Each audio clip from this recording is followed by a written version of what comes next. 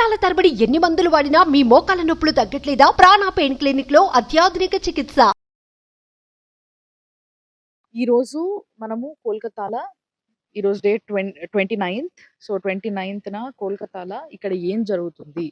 RG Kar hospital and కాలేజ్కి మనం వచ్చినాము, ఎక్కడైతే సంఘటన జరిగిందో అక్కడికి.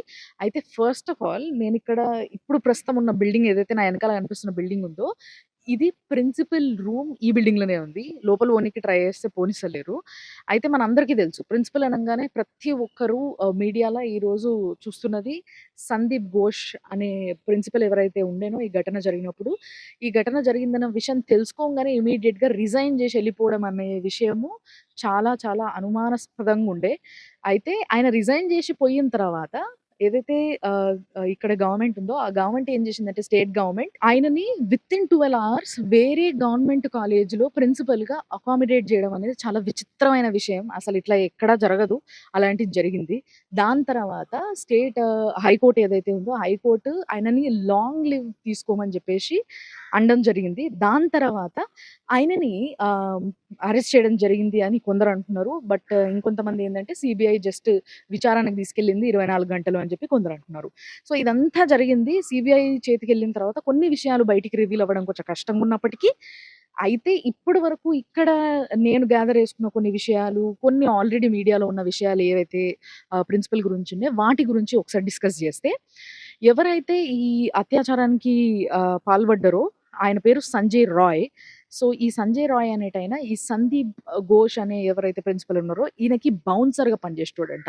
అంతేకాకుండా అండ్ ఈయన పైన అలీ అఖ్తర్ అని ఒక వ్యక్తి, అఖ్తర్ అలీ అని చెప్పేసి ఇక్కడ ఎక్స్ సూపరింటెండెంట్‌గా వర్క్ చేసిన ఒక వ్యక్తి 20 సంవత్సరాలు ఈ పలానా కాలేజ్‌లో ఆయన సూపరింటెండెంట్‌గా పనిచేసిండు. సో 20 సంవత్సరాలు ఆయన ఇక్కడ పనిచేసినప్పుడు 2021లా ఎప్పుడైతే ప్రిన్సిపల్‌గా సందీప్ ఘోష్ ఇక్కడికి అపాయింట్ అయ్యి వచ్చిండో, అప్పటి నుంచి కూడా ఆయనని ఈ అఖ్తర్ అలీ అనే వ్యక్తి అబ్జర్వ్ చేయడం జరుగుతుంది.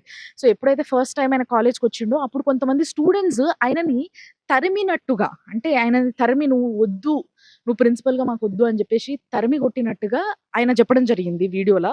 ఆ వీడియోని నేను సేకరించిన. అది కూడా మీకు మా వోళ్ళు పక్కన ప్లే చేసి చూపిస్తూ ఉంటారు. సో ఫస్ట్ ఆయన చెప్పింది ఏంది అనంటే 2021లో ఎప్పుడైతే సందీప్ ఘోష్ అనేటాయన ప్రిన్సిపల్ ఇక్కడికి వచ్చిండో, అప్పుడు ఇక్కడ కొంతమంది స్టూడెంట్స్ ఆయనని యాక్సెప్ట్ చేయకుండా ఆయనని తరిమి కొట్టడము. ఆ తరిమి కొట్టిన దగ్గర నుంచి కూడా ఆయన తప్పించుకొని వచ్చి మళ్ళీ ప్రిన్సిపల్‌గా అక్కడ కూర్చోవడము. అండ్ అప్పటి నుంచి ఆయన అరాచకాలు మొదలుపెట్టడం అనేది మొదలుపెట్టిండట. సో అంటే అరాచకాలు చేయడం అనేది మొదలుపెట్టిండట. ఎలాంటి అరాచకాలంటే ప్రతి దాంట్లో ఏ కాంట్రాక్ట్ ఇవ్వాలన్నా గానీ ఈయన 20% దాంట్లో అడిగేటోడట. ఫర్ ఎగ్జాంపుల్ ఏదైనా మెడిసిన్స్‌ది కావచ్చు, లేకపోతే ఏదైనా బయోమెడికల్ వేస్ట్ కావచ్చు, లేకపోతే ఏదైనా contract like house keeping contract కావచ్చు, ఆఖరికి బాత్రూమ్స్ క్లీనింగ్ కాంట్రాక్ట్ ఏదైతే ఉందో దాంట్లో కూడా 20% అమౌంట్‌ని ఆయనకిస్తేనే ఆ కాంట్రాక్ట్ వాళ్ళని యాక్సెప్ట్ చేస్తాడనమాట. వాళ్ళని తీసుకుంటాడనమాట. సో ఈ విధమైన అధికారాలన్నీ ఆయన చేతిలో ఉండేనట. అండ్ ఆయన ఇట్లా చాలా కూడా కరప్షన్ చేయడం జరిగిందంట. ये एकदम ओपन करप्शन हो गया और फिर वो कुछ वेंडर आने लगे सप्लायर, बोलने लगे कि 20% वो कैश मांगते हैं, फिर वर्क ऑर्डर देते हैं, तो हम लोग इस तरह से आरजीकर को बाइकाट करेंगे, हम लोग काम नहीं करेंगे। फिर नहीं करेंगे ऐसा बोल करके वो लोग में से काफी लोग जो है, मगर ये मैं टाइम टू टाइम बहुत लोगों को बताया हूँ, क्योंकि देखिए मैं एक डिप्टी सुपर हूँ, मेरे ऊपर जो है मेडिकल सुपरिटेंडेंट है, उसके बाद प्रिंसिपल, प्रिंसिपल के ऊपर चेयरमैन रोगी कल्याण समिति, फिर हम लोग का हेड पार्ट। मैंने सब जगह बताया, मगर मैं देखा कि कोई एक्शन नहीं हो रहा। उल्टा मुझे ही जो है उन्होंने बोला चेयरमैन ने रोगी कल्याण समिति का कि मैं तुम्हारे अगेंस्ट में बहुत स्ट्रिक्ट एक्शन लूंगा। ఇదే కాకుండా స్టూడెంట్స్‌ని బెదిరించడం. ఆయన తరఫున ఒక గ్రూప్ ఆఫ్ స్టూడెంట్స్ వర్క్ చేసేటోళ్ళంట. అంతే కాకుండా ఇక్కడ ఇప్పుడు ఈ అత్యాచారానికి ఎవరైతే మెయిన్ పర్సన్‌గా మనం చూస్తున్నామో సంజయ్ రాయ్ అనేటాయన, ఆయన ఈయనకి మనీ మేకింగ్ బ్యాంక్ లాగా ఉండేటోడు అన్నట్టు. బేసిక్‌గా ఈయన ఏం చేసేటోడంటే బయటకొచ్చి అంటే ఒక సివిల్ వర్కర్ అని చెప్తున్నాం గదా! మనము. సివిక్ వర్కర్ ఆయన ఇక్కడ అని చెప్పేసి. బట్ ఆయన ఏం చేసేటోడు అనంటే ప్రతి వాళ్ళ దగ్గరకి పోయి ఇప్పుడు ఒక పేషెంట్ ఒక బెడ్ కోసం ఎదురు చూస్తున్నాడు. బెడ్ దొరుకుతలేదు ఇక్కడ. సో, పేషెంట్ వాళ్ళ ఫ్యామిలీ మెంబర్స్‌తోని మాట్లాడి వాళ్ళ దగ్గర ఏదో అంత పైసలు తీసుకొని వాళ్ళకి బెడ్ ఇప్పియడము. సో, ఇట్లా ఈ లో లెవెల్ కరప్షన్ దగ్గర నుంచి చాలా హై లెవెల్ కరప్షన్ వరకు ఆయన చేయడం జరిగిందంట. ప్రతి పైసా గూడా, ప్రతి రూపాయి గూడా ఈ సందీప్ ఘోష్ దగ్గరికి చేరుకునేదంట. అండ్ అంతే గాకుండా ఈ అమ్మాయి ఎవరైతే ఇప్పుడు మనము అభయ అని చెప్పుకుంటున్నామో, ఈ అభయ ఇన్సిడెంట్‌కి ముందు Abhaya was against to all this. అంటే బేసిక్‌గా ఈమె ఏందంటే ఈమె దగ్గర కొన్ని ప్రూఫ్స్ ఉండేనంట వీటన్నిటికి సంబంధించినయి గూడా. ఆ అమ్మాయి ఒక డైరీ రాసుకునేది. ఆ డైరీలో చాలా ముఖ్యమైన విషయాలు కోట్ జేసిందంట. ఈయన సందీప్ ఘోష్ గురించి. సో, ఈ విషయాలు వాళ్ళ పేరెంట్స్ అభయ వాళ్ళ పేరెంట్స్ ఒక వీడియోలో చెప్పడం మనం జూషినాము. అంటే మీరు జూషిరో లేదో గానీ, బట్ నేనైతే ఇక్కడ లోకల్ మీడియాలో కొన్ని వీడియోస్‌లో చూడడం జరిగింది. అండ్ వాళ్ళ పేరెంట్స్‌ని గూడా కలవడానికి ప్రయత్నిస్తున్నాం. అది గూడా నేను మీకు త్వరలోనే చూపిస్తా. సో, అక్కడ పేరెంట్స్ చెప్పిందేందంటే, ఆ అమ్మాయి యొక్క డైరీ ఏదైతుందో అది సీబీఐ వాళ్ళకి వాళ్ళు ఇవ్వడం జరిగిందంట. హ్యాండ్ ఓవర్ చేయడం జరిగిందంట. సో, ఆ హ్యాండ్ ఓవర్ చేసిన తర్వాత అందులో ఒక లాస్ట్ పేజ్ ఆ డైరీలో లాస్ట్ పేజ్ ఏదైతుందో దాంట్లో చాలా ఇంట్రెస్టింగ్ విషయాలున్నాయంట. ఈ ఈ ఘటన జరగడానికి ముందు జరిగిన ఏవైతే మెయిన్ ఉన్నాయో, సో, ఆ విషయం బయటికి రావద్దని జెప్పేసి, ఆ విషయం నిజంగా బయటికి రివీల్ చేయొద్దని పేరెంట్స్‌కి సీబీఐ వాళ్ళు గూడా చాలా స్ట్రిక్ట్‌గా చెప్పడం జరిగిందంట. దానివల్ల ఆ విషయం బయటికి రావట్లే. బట్ ఆ డైరీలో ఏం రాసింది? ఏమేం కోట్ జేసింది? అసలు సందీప్ ఘోష్ గురించి దాంట్లో ఎలాంటి విషయాలున్నాయి? అండ్ దాని వల్లనే ఆ అమ్మాయిని సందీప్ ఘోష్ టార్గెట్ జేషిండు. Sandeep Ghosh is not a single person. ఆయనకి చాలా పెద్ద గ్రూప్ ఉంది అన్న విషయం చాలా మంది ఇక్కడ చెప్తున్న ఒక ఫ్యాక్ట్ అని జెప్పేసి అంటున్నారు. అండ్ ఇంకొకటి ఏంది అనంటే ఇప్పుడు మీరు నా పక్కన చూస్తున్న ఈ అఖ్తర్ అలీ అనే వ్యక్తి ఎవరైతే ఉన్నారో ఎక్స్ సూపరింటెండెంట్‌గా ఇక్కడ ఉన్న వ్యక్తి. సందీప్ ఘోష్ గురించి ఆయన రివీల్ చేసిన చాలా విషయాల్లో ఆయన ఏమని చెప్పిండంటే సందీప్ ఘోష్ ఇలాంటి విషయాల్లో పైసలు, స్మగ్లింగ్ అండ్ ఇంతకుముందు హెరాస్మెంట్ కేసులు గూడా ఆయన పైనున్నయి.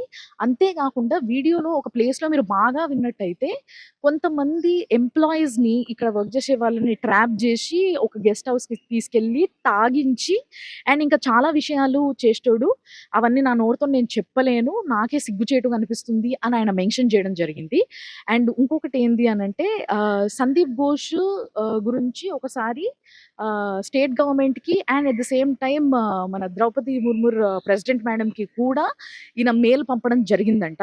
ఇలాంటి అరాచకాలు ఇక్కడ జరుగుతున్నాయి. ఈ ప్రిన్సిపల్ ఇలాంటి పనులు చేస్తున్నాడు అని చెప్పేసి. బట్ ఎటువంటి రియాక్షన్ రాలేదంట.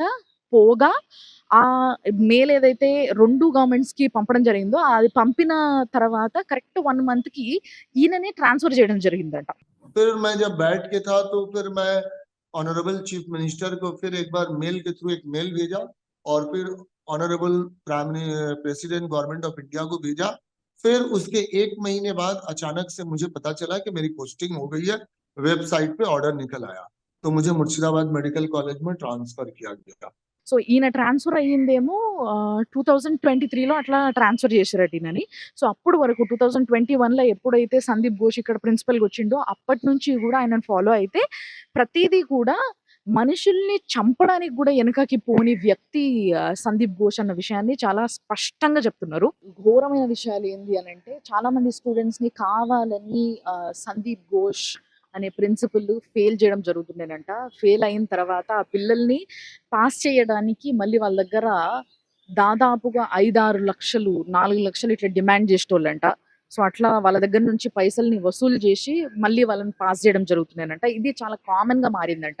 అంతే కాకుండా కొంతమందిని హెరాస్ చేసి, కొంతమంది అమ్మాయిల్ని హెరాస్ చేసి ఎవరైతే వీళ్ళకి యాంటీగా వర్క్ చేస్తున్న వాళ్ళు, వీళ్ళకి అగెయిన్స్ట్‌గా బిహేవ్ చేస్తున్న స్టూడెంట్స్ మగవాళ్ళు ఉంటారో వీళ్ళని హెరాస్ చేసిన కేస్ కింద ఇరికియడము, ఇలాంటివి ఎన్నో ఘోరాలు చేయడం జరిగిందంట ఆయన. అయితే ఈయన ఎవరైతే అఖ్తర్ అలీ అనే వ్యక్తి మనతోని ఇప్పుడు పక్కన చూస్తున్నారు మీరు మాట్లాడుతున్నారు. ఆయనతోని మాట్లాడినప్పుడు ఆయన చెప్పిన ముఖ్యమైన విషయాలు ఏంది అనంటే చాలా చాలా షాకింగ్ విషయం ఏంది అనంటే దీంట్లో బేసిక్‌గా ఈయనకి పెద్ద టీమే ఉంది.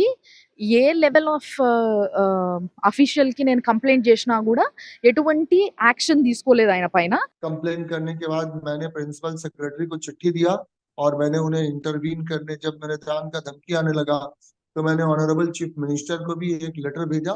लेटर भेज के उनसे मिलने का सौभाग्य नहीं हुआ, मगर उनके ओएसडी से मैं मिला। मैं मिल के उनके सारी बात बताया कि ये ऐसा ऐसा आरजीकर मेडिकल कॉलेज में करप्शन हो रहा है और मैंने आवाज उठाया तो ये लोग मेरे जान के पीछे पड़े हैं। मुझे मुझे इंसाफ चाहिए। अल्टीमेटली कोई फैसला नहीं हुआ, कुछ नहीं हुआ। फिर मैं कुछ दिनों बैठा रहा घर पे, कुछ दिन सैलरी भी नहीं। फिर मैं डर से रेंटल घर इधर से उधर चेंज करता रहा। मतलब मैं खुद सफरर बन गया। मैं करप्शन के अगेंस्ट में आवाज उठाया। అందుకోసమే నేను ప్రెసిడెంట్ దాకా పోవాల్సి వచ్చింది. ప్రెసిడెంట్‌కి కూడా మెయిల్ పెట్టాల్సి వచ్చింది. అక్కడి వరకు ఎందుకు పోయిందంటే హాస్పిటల్‌లో హెచ్ఓడీలకు గాని, ఇంకా ఆయన పైనోళ్ళకి గాని, లేకపోతే స్టేట్ గవర్నమెంట్‌కి గాని ఎవ్వరికీ నేను రిపోర్ట్ చేసినా కూడా ఎవ్వరు పట్టించుకోలేదు. ఎవ్వరు ఆయనని యాక్షన్ తీసుకోలేదు. ఒక మాట అనలేదు. ఆయన అరాచకాలు ఆగలేదు.